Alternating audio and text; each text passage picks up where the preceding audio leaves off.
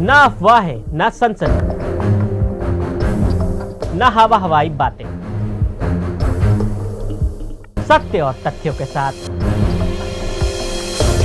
खबरों की तह तक। नमस्कार, मैं अभिनय आकाश और आप देख रहे हैं प्रभा साक्षी।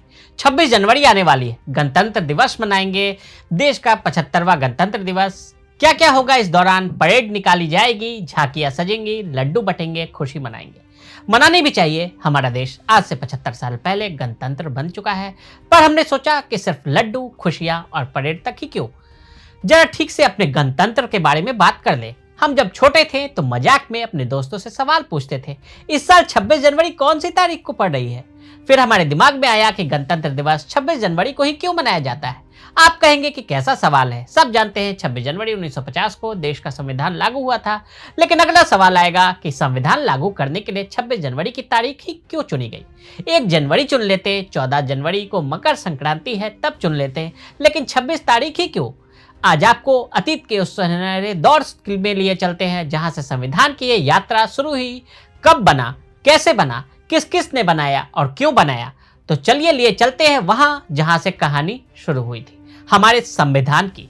लेकिन जरा ठहरिए, जरा आप भी तो ठीक से देख लीजिए उस मुकद्दस किताब को जिसकी बात हम कर रहे हैं। क्यों बनाया गया संविधान? ये कोई आम किताब नहीं है, बल्कि प्रतीक है हमारे मुल्क की। पर कभी आपने ये सोचा है कि मुल्क आखिर होता क्या है?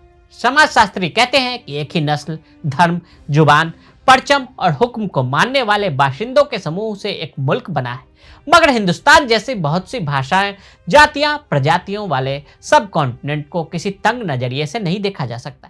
ऐसे मुल्क, ऐसे समाज में पुरानी रीति को तोड़कर सबको साथ लेकर चलने के लिए किसी पुराने कानून से भी काम नहीं चल सकता था। इसलिए हमारे पुरखों ने हमारा संविधान बनाया।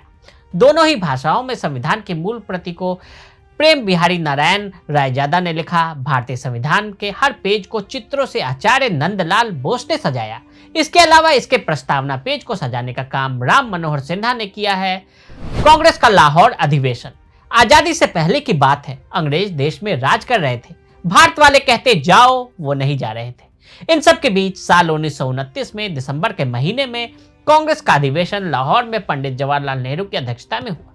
इस अधिवेशन में ब्रिटिश सरकार द्वारा 26 जनवरी 1930 तक भारत को डोमिनियन का दर्जा नहीं दिए जाने पर भारत को पूर्ण रूप से स्वतंत्र देश घोषित करने वाला प्रस्ताव पारित कर दिया था।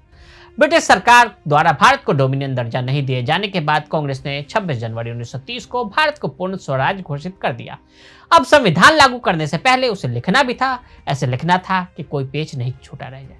9 दिसंबर 1946 को संविधान लिखने का कार्य प्रारंभ हुआ। सच्चिदानंद सिन्हा इस सभा के सभापति थे।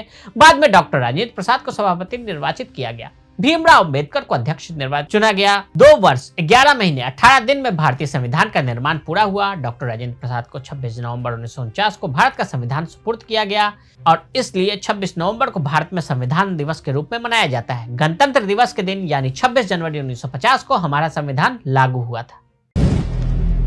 अगर आप भी लेना चाहते हैं देश दुनिया की तमाम जानकारी तो आज ही सब्सक्राइब करें हमारे चैनल को।